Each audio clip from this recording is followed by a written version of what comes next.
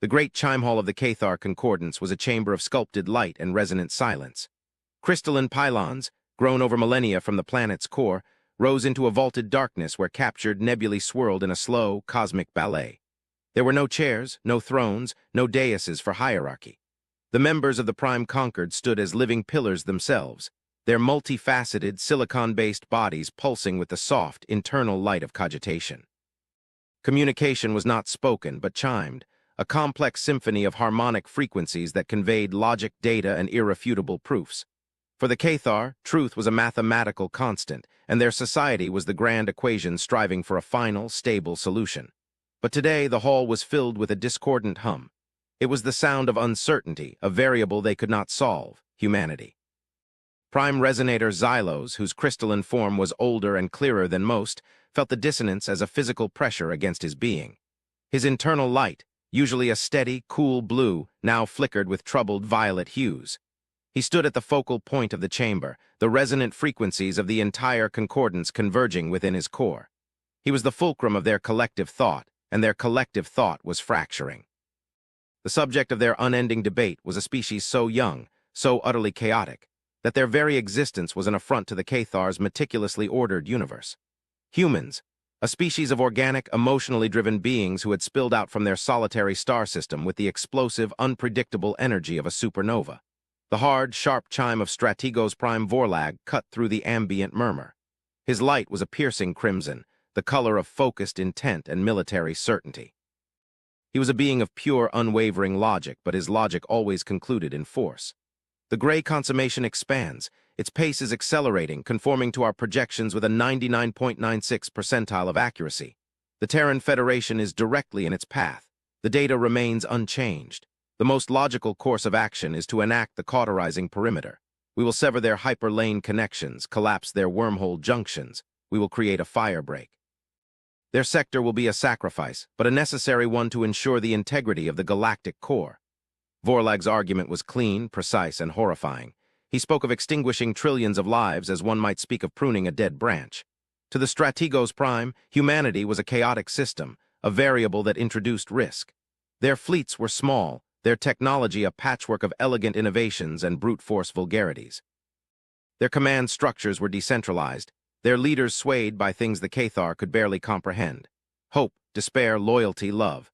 In the face of a cold, consuming void like the gray consummation, a non-sentient, ever-expanding swarm of nanites that disassembled all matter it touched. Such emotionalism was not just a weakness. It was a contagion. A softer, more complex chord emanated from the luminary of histories, a being whose crystalline lattice was clouded with the stored data of ages. Her light was a gentle, layered amber.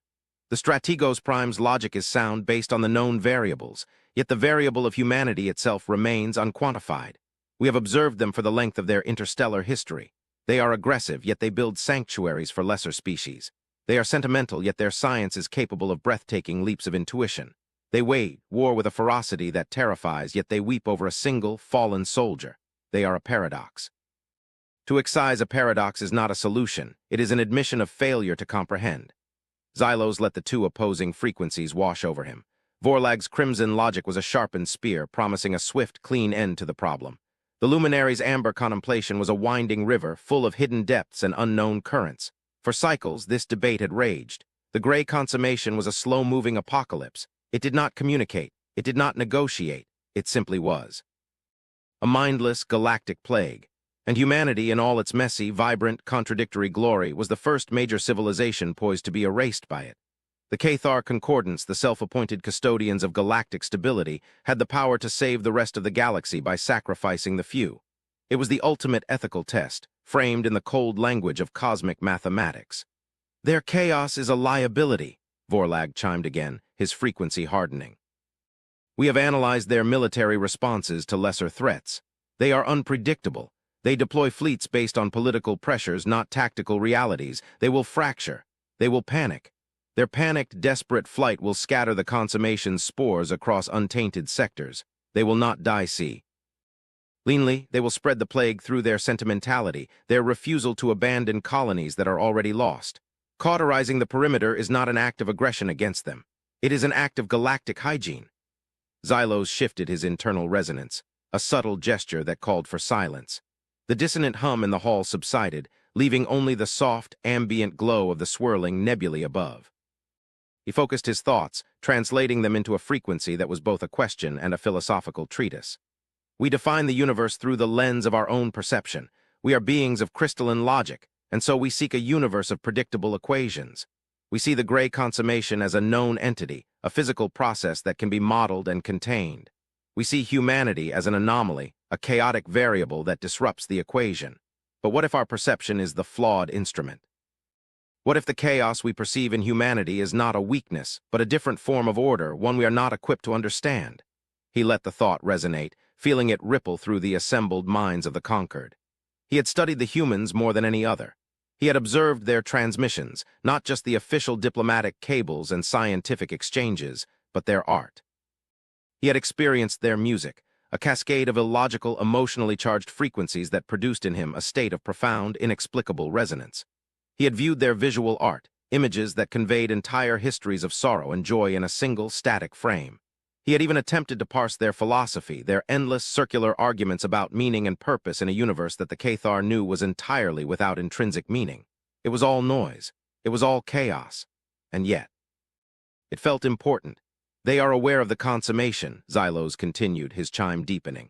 Their sensor networks are not as sophisticated as our own, but they are not blind. Yet we have received no pleas for aid, no panicked broadcasts, no demands for intervention. They have been silent, awaiting their fate or preparing a response we cannot anticipate. A response? Vorlag's resonance was sharp with scorn. What response could they possibly mount?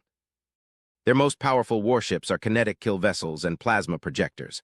The consummation consumes energy and matter with equal efficiency. Their weapons will be nothing more than a final, fleeting meal for the swarm. Their silence is the silence of terror prime resonator, the silence of a primitive mind confronting the infinite. Before Xylos could formulate a reply, a new frequency entered the chime hall. It was not Cathar. It was a modulated signal, translated into a pure mathematical chime that was perfectly intelligible yet utterly alien.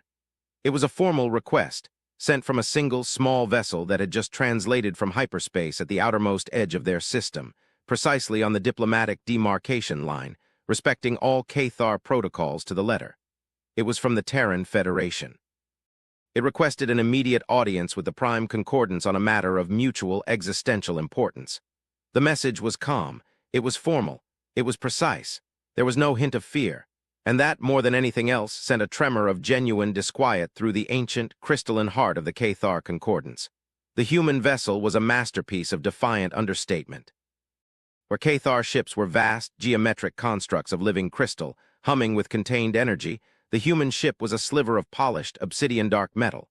It was small, sleek, and utterly silent. It absorbed all sensor scans, reflecting nothing, revealing nothing of its internal workings. It was a void against the starfield, a physical manifestation of the unknown. It docked with the Concordance's orbital station with a precision that was unnervingly perfect. A single life sign was detected aboard, a single emissary for a doomed species. When the doors to the chime hall slid open, the being that entered was impossibly fragile. Ambassador Evelyn Reed was a creature of soft tissues and flowing garments, a stark, organic anomaly in the crystalline perfection of the hall. She moved with a quiet grace, her footsteps making no sound on the resonant floor. Her face, a canvas of soft curves and minute, expressive muscles, was calm, her gaze sweeping across the silent, glowing forms of the Cathar without intimidation. She stopped at the center of the hall directly before Xylos and inclined her head in a gesture of formal respect that their archives confirmed was appropriate. For a long moment there was only silence. The Cathar communicated through resonance, but the human was a biological creature. She would use crude, inefficient sound waves. They waited. The tension in the hall was a palpable force, a tightening of the very fabric of spacetime. Here was the variable. Here was the chaos embodied in a single, frail organism. Then she spoke. Her voice was not loud, but it filled the vast chamber, carried by a subtle acoustic field generated by her uniform. The language was her own, but it was translated instantly by their systems into a flawless, conceptual chime. The Cathar did not hear words, they perceived pure meaning. Prime Resonator Xylos, members of the Cathar Concordance, I am Ambassador Evelyn Reed of the Terran Federation. I thank you for granting this audience. I come before you not to petition for aid, but to offer it. The conceptual chime of her statement was so utterly contrary to their expectations that a wave of pure, unfiltered shock pulsed through the Concord. It was a flicker of discordant light, a symphony of stunned disbelief. Vorlag's crimson glow intensified, a beacon of outrage. Offer aid. A species on the brink of annihilation, whose entire civilization was a statistical write-off, was offering aid to the most ancient and powerful society in the known galaxy. It was beyond arrogance. It was madness. Xylos held the Concord's reaction in check with a steadying resonance. He focused on the human. Your offer is unexpected, Ambassador. The gray consummation is a threat of a magnitude your species has never encountered. Our models show your civilization has no viable defense. Your extinction is a statistical probability approaching unity. Ambassador Reed's expression did not change. The calmness in her eyes was not the product of ignorance, but of a deep, settled knowledge. Your models are correct. With our current public-facing military assets, we cannot stop the gray consummation. We can slow it. We can inflict minor, statistically irrelevant damage upon its mass, but we cannot halt its advance. It will consume our worlds, our star, and every trace of our existence. We are fully aware of this. Then your offer is meaningless, Vorlag's chime cut in, sharp and dismissive. A gesture of irrational pride from a dying species. We have no need of your token resistance. The human ambassador turned her head slightly, her gaze finding Vorlag's crimson form in the assembly. For the first time, a flicker of something unreadable crossed her face. It was not anger. It was not fear. It was something closer to pity. Strategos Prime, you mistake our nature, she said, her voice remaining level, her conceptual meaning precise. You perceive us as chaotic, emotional, and illogical. You are not entirely wrong. Our history is a testament to our capacity for all of those things. But you mistake the products of our nature for its totality. You see the noise, but you do not perceive the signal it conceals. We do not offer you our fleets. We do not offer you our weapons. We offer you our history, our greatest shame, and our greatest weapon. Xylos felt a new kind of resonance from her statement. It was heavy, laden with a gravity that seemed to press down on the very light in the chamber. This was not the speech of a desperate petitioner. This was the preamble to a revelation. Elucidate, Ambassador, Xylos chimed, his own curiosity now a powerful, driving frequency. Ambassador Reed took a slow breath, a strange, organic ritual that seemed to center her. Centuries ago, during a period of our history we refer to as the Great Schism, humanity was at war with itself. It was a conflict of ideology and terror, a war where our own survival was at stake, threatened by our own hand. In our desperation, in our asterisk chaos, we explored avenues of science that sane minds would have left untouched. We sought a weapon that would not just win the war, but end the very concept of conflict. An ultimate deterrent. We succeeded. Her eyes seemed to look past the assembled Cathar into a dark history only she could see. We created a vessel. On the outside it is unremarkable, but at its heart is a causality disruption engine. It is not a weapon that fires a projectile or a beam of energy. It does not destroy matter in the conventional sense. It targets the foundational laws of physics within a localized, designated volume of spacetime. It creates a field where cause and effect cease to be linked. Where the strong nuclear force, electromagnetism, gravity, all the constants that hold reality together are rendered null. Within this field, matter and energy do not explode. They simply unravel. They cease to have ever been. It is a weapon that erases its target from existence itself. A profound, deathly silence descended upon the chime hall. The very concept was a violation of everything the Cathar understood about the universe. The laws of physics were sacred, immutable. The idea of a weapon that could simply switch them off was not just terrifying, it was a form of cosmic blasphemy. It was the kind of absolute power that no civilization should ever possess. Vorlag was the first to recover, his chime a staccato pulse of disbelief and accusation. That is impossible. A lie. A desperate bluff from a dying race. Sue. A technology would violate the fundamental principles of reality. Yes, it does, Ambassador Reed replied, her voice soft but firm. That is why we built it, and that is why we sealed it away.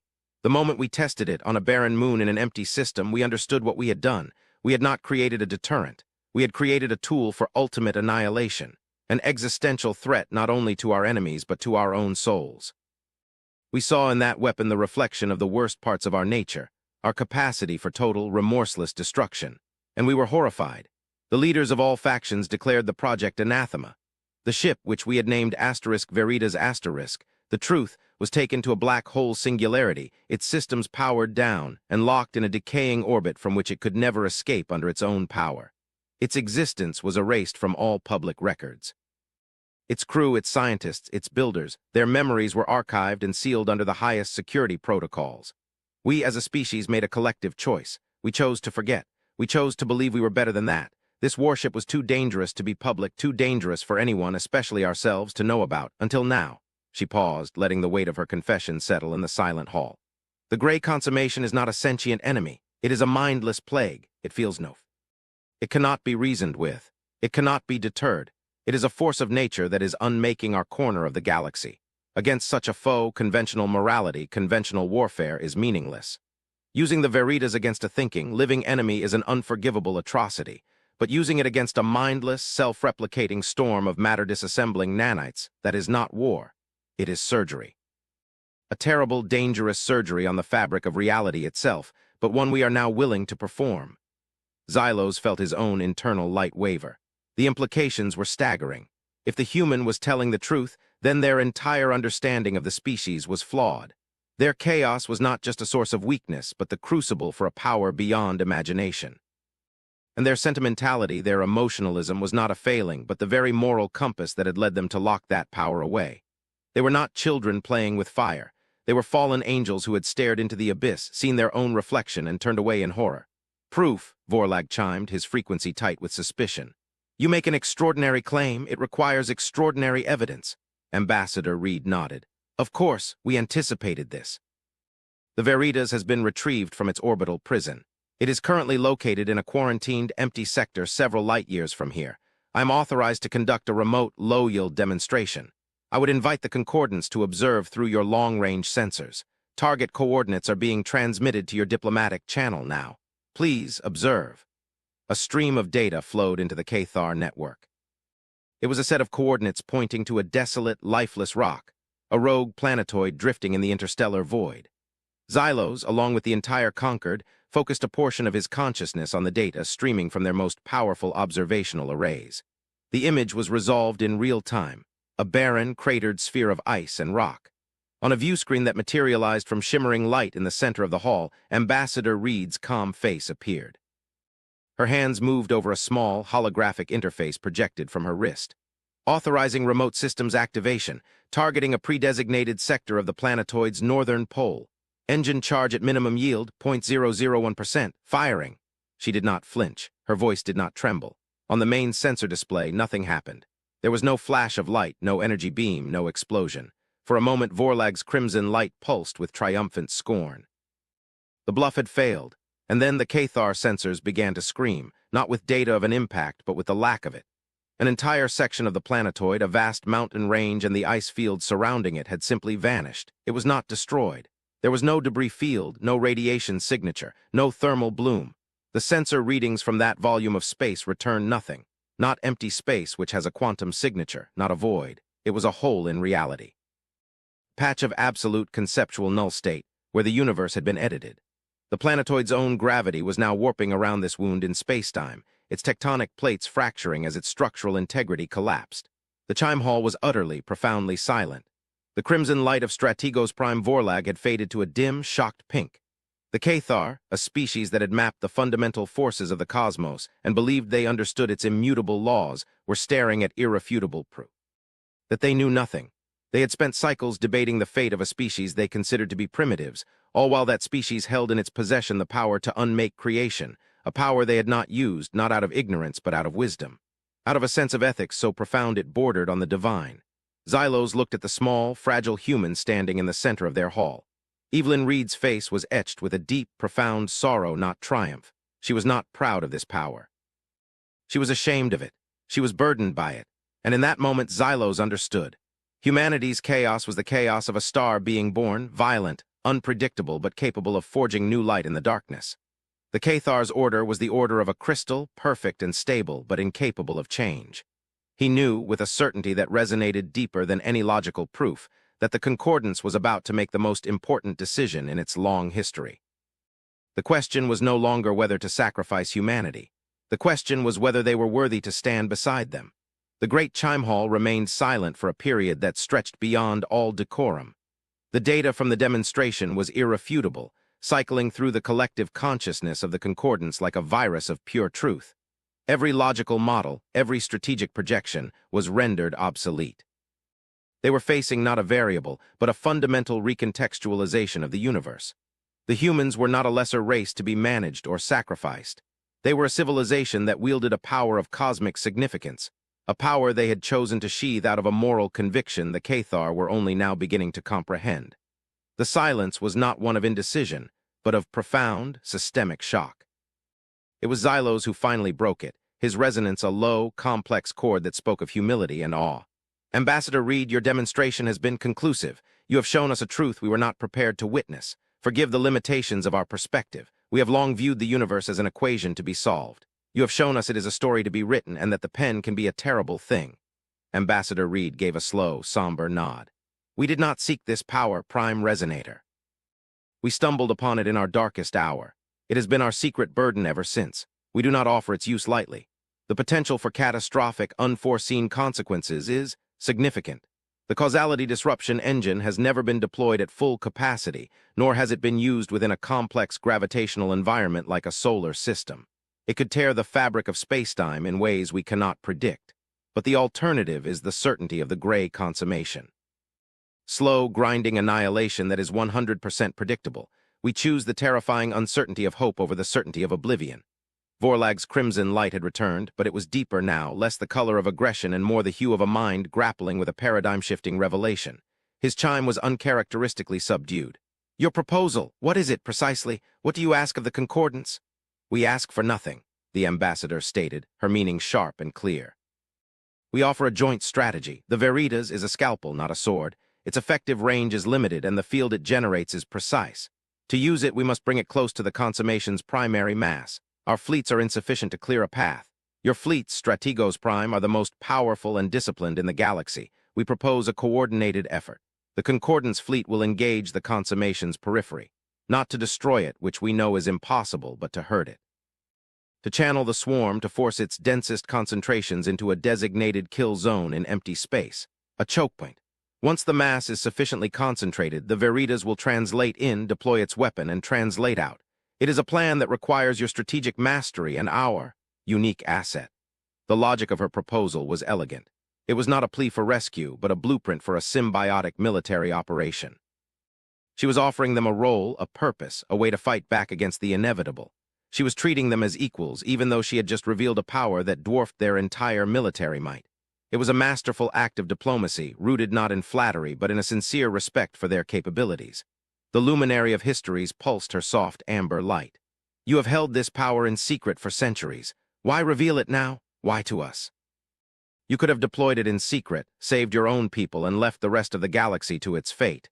It would have been the logical course of action for a species concerned only with its own survival." Evelyn Reed's gaze softened. "Because that is not who we are," she said simply. "Or, at least, it is not who we strive to be. The Gray. Consummation will not stop with us.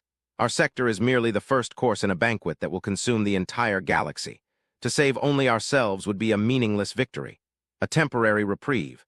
We chose to reveal the Veritas to you because you are the only other power with the scale and discipline to help us wield it effectively and for the benefit of all. And because we believe that burdens, especially ones this heavy, should be shared. A secret this terrible is a poison. Today we chose to seek the antidote, and we believe it is found in trust. Trust. The word resonated through the chime hall with an alien power. The Cathar did not operate on trust. They operated on proof, on data, on mutually beneficial, logically sound agreements. Trust was an emotional concept, a leap of faith into an uncertain outcome. And yet this human was offering it to them, alongside the key to a power that could unmake stars. Xylos focused his full consciousness on the conquered. Did not need to poll them. He could feel the shift, the monumental change in their collective thought. The dissonance was gone, replaced by a single, terrifying, and unified frequency. It was the frequency of acceptance. "The Cathar Concordance accepts your proposal, Ambassador Reed," Xylos chimed, the official resonance of his voice sealing the decision. "Our fleets will be placed under a joint command. Our strategists will work with yours. We will forge a single blade to excise this galactic cancer." Together, the human ambassador closed her eyes for a brief moment, and when she opened them, Xylos could perceive a faint shimmer of moisture. He recognized it from his study of her species, tears, but these were not tears of sadness. They were the physical manifestation of relief, a concept he was only beginning to process. "Thank you, Prime Resonator," she said, her voice thick with that strange, powerful emotion. "The Terran Federation is in your debt." "No, Ambassador," Xylos corrected her, his own light shifting to a hue of deep, resonant sapphire, the color of new understanding. "It is the galaxy that is in yours." The combined fleets were a sight that defied description. The Cathar Armada was a breathtaking spectacle of geometric perfection, vast crystalline tetrahedrons, dodecahedrons, and other, more complex shapes that pulsed with contained starlight. They moved with a silent, synchronized grace, a fleet of thousands acting as a single, unified organism. Their movements were not dictated by shouted orders, but by pure, shared logic, a symphony of strategic intent conducted across the void. They were the embodiment of order, a living testament to the power of pure reason. Among them, scattered in disciplined formations, were the human ships. They were dark, angular, and utilitarian, vessels of war built for function over form. They looked like crude, brutalist sculptures next to the jeweled elegance of the Cathar, and yet they flew with a stubborn tenacity, their engines burning with a fierce, hot light that seemed to challenge the cold emptiness of space. They were the embodiment of defiance. Xylos observed the unfolding operation from the command nexus of his flagship, the stellar metacortex asterisk. He was not a being of war, but he could appreciate the terrifying beauty of the strategy. The Cathar fleets formed a colossal crescent, a net of light and energy that was slowly, painstakingly tightening around the leading edge of the gray consummation. They did not attack it head-on. Instead, they used focused gravitic pulses and lances of coherent energy to shepherd the swarm, exploiting its mindless stimulus response behavior. The nanite cloud, a roiling, featureless mass of cosmic dust that absorbed all light, was being compressed, funneled toward the designated coordinates in the void. The human fleets played their part with a courage that Xylos found both illogical and magnificent. They flew daring, high-risk sorties along the perimeter, acting as bait, drawing tendrils of the consummation away from the main Cathar formations, and then dodging back at the last possible second. Their casualty rates were higher, their ships more fragile, but their pilots flew with a near-suicidal bravado that was shockingly effective. They were the chaotic element, the unpredictable feint that made the Cathar's grand, logical strategy possible. On his primary monitor, Xylos watched the face of Ambassador Reed. She was now aboard the Veritas Asterisk, which waited, cloaked and silent, far from the engagement zone. Her ship was a ghost in the machine, a weapon that could not be risked until the final moment. She coordinated the human forces, her face a mask of intense concentration, but her voice, when it came over the joint command channel, was as calm and steady as it had been in the chime hall. "Strategos Prime, Human Squadron Gamma is reporting heavy resistance on the southern flank. They are drawing a significant portion of the swarm's mass, but our shields are failing. I recommend reinforcing with your 7th Resonance Phalanx." Vorlag's crimson-lit form appeared on another screen, his usual arrogance replaced with a grudging respect. "Acknowledged, Ambassador. The 7th Phalanx is en route. Your pilots are unconventional." "They are human, Strategos Prime," Reed replied, a faint, weary smile touching her lips. "It is our greatest strength and our most profound weakness." For days they worked, a new, strange alliance of crystal and flesh, of logic and passion. The Cathar provided the immense scale and flawless precision. The humans provided the daring, the flexibility, the willingness to take risks that no Cathar commander would ever sanction. They bled for every inch of space they gained, but slowly, inexorably, the plan was working. The gray consummation, a galactic tide that had consumed worlds, was being forced into a single, writhing knot of self-replicating oblivion. Finally, the moment came. The swarm had been compressed into the kill zone, a volume of space 1,000 times denser than before. It was a storm of pure entropy, a physical manifestation of the end of all things. "All fleets disengage and withdraw to the safe perimeter," came Vorlag's sharp, chiming command. "The funnel is complete." The Cathar and human ships pulled back in a swift, coordinated retreat, leaving the raging heart of the consummation alone in the void. A hush fell over the command channels. The great, terrible symphony of battle ceased, replaced by a waiting silence. Xylos focused on Reed's image. "Ambassador, the stage is set." She nodded, her expression grave. "The Veritas is moving into position. It will translate in, deploy the field for 3.14 seconds, and translate out. May whatever gods exist have mercy on us all." A new contact appeared on the sensor displays. It was a sliver of darkness, the human warship, appearing at the edge of the kill zone. It was so small, so insignificant compared to the monstrous, swirling cloud of the consummation. And yet it held the power to erase it. Xylos watched, his entire being focused on the data feeds. He saw the energy readings from the Veritas spike to levels that should have been impossible for a vessel of its size. He saw a faint shimmer distort the space around the ship. It was not a beam. It was not a wave. It was a ripple in the surface of reality. The ripple expanded, touching the edge of the gray consummation, and then nothing. There was no explosion, no flash, no grand spectacle of destruction. There was only absence. The roiling, light-devouring cloud of the nanite swarm was gone. One moment it was there, a galactic plague that had threatened to extinguish all life. The next it was not. The space it had occupied was now just space, clean, empty, and utterly silent. The sensors that had been screaming with data overload now returned only the gentle hiss of the cosmic microwave background. The surgery was complete. The cancer was excised. A wave of pure, unfiltered relief washed through the Cathar fleet, a harmonious chime of victory and survival. On the human channels there were shouts, cheers, the chaotic, emotional noise of triumph, but Xylos kept his attention on the Veritas. Ambassador Reed was not celebrating. She was staring at her sensor readings, her face pale, her expression one of dawning horror. "Prime Resonator," she said, her voice a strained whisper. "Something is wrong. The null field, it didn't just collapse, it left something behind, a residual signal. It's not from the consummation, it's structured." Before Xylos could process her words, a new energy signature flared into existence from the exact center of where the consummation had been. It was not a weapon's discharge, it was a broadcast. A single, powerful, coherent signal, transmitted on all frequencies at once. It was not Cathar, it was not human, it was older, immeasurably older. The Concordance's translation systems, the most advanced in the galaxy, worked frantically to decode the message. It was not a language of words, but of pure mathematical concepts and physical constants, a universal language that any sufficiently advanced species would understand. The content began to scroll across Xylos's primary display. It was not a message of greeting. It was not a cry for help. It was a warning. The decoded message was chilling in its simplicity. Containment field failure detected. The patient has breached quarantine. Protocol 7 enacted. The cleansing has failed. The silence is broken. Flee. Flee before the Eater of Worlds awakens. The universe is not empty. We made it so. A profound, absolute cold seeped into Xylos's crystalline core, a cold that had nothing to do with the temperature of space. The gray consummation, the mindless, devouring plague. It wasn't an invader. It wasn't a natural disaster. It was a cage. A self-replicating, ever-expanding prison designed to contain something else. Something. So terrible that its jailers had built a wall of galactic proportions to keep it locked away, and then set that wall to devour everything in its path to maintain its integrity. They had called it the cleansing, a protocol to keep the galaxy quiet, empty, and safe. And humanity, with its terrible, beautiful weapon, had just punched a hole in the wall and broadcast a get-well-soon card to the prisoner inside. Xylos looked from the terrifying message on his screen to the face of Evelyn Reed. Her horror mirrored his own. They had not just won a war. They had, in their desperate bid for survival, potentially doomed the entire galaxy. They had answered a question they never thought to ask. The final line of the ancient message burned itself into Xylos's consciousness.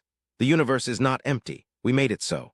The great, silent expanses between the stars, which the Cathar had always seen as proof of the universe's natural state of tranquil order, were a lie. It was not a peaceful garden. It was a cleared battlefield, a sanitized prison. He stood on the bridge of his flagship, the echoes of the ancient warning still resonating in the silent command nexus. The fleets of two species, one of ancient logic and one of youthful passion, floated in the aftermath of their impossible victory, a victory that had turned to ash in their mouths. They had faced the abyss and with their combined strength had erased it, only to find a deeper, darker abyss lurking just behind it, the Eater of Worlds. The patient, the silence. These were not the terms of science or strategy. They were the words of myth, of terror, of a fear so profound it had motivated an unknown, ancient civilization to sterilize a galaxy just to keep it at bay. Evelyn Reed's face was still on his monitor. The triumph was gone, replaced by the heavy, familiar weight of a burden far greater than the one she had carried before. But her eyes were not filled with despair. They were clear, focused, and resolute. She was a member of a species that had looked into its own soul, seen the monster within, and chosen to lock it away. She was no stranger to confronting terrible truths. "Prime Resonator," she said, her voice quiet but ringing with a new, steely purpose. "Our understanding of the universe has just been revised. We have a new problem." Xylos rotated his crystalline form to face her image directly. He felt the fear, a dissonant tremor that threatened the perfect lattice of his being. But beneath the fear, something new was growing. It was the same feeling he'd had when he'd first heard human music, a sense of profound, inexplicable meaning in the face of chaos. The Har's entire philosophy was built on the premise of a knowable, ordered universe. That premise was now shattered. Their logic, their equations, their millennia of careful observation, all were insufficient to face what was coming. But the humans, they had never believed the universe was orderly. They had been born in chaos, had lived in it, had fought it within themselves and against the stars. They thrived on uncertainty. They found hope in the illogical. Their entire existence was a testament to the idea that the unknown was not something to be feared, but something to be faced. Indeed, Ambassador Reed, Xylos chimed, his resonance now steady, imbued with a purpose he had not felt in 1,000 cycles. We have a new problem, but for the first time we do not face it alone. He looked out at the starfield, at the distant, silent galaxies.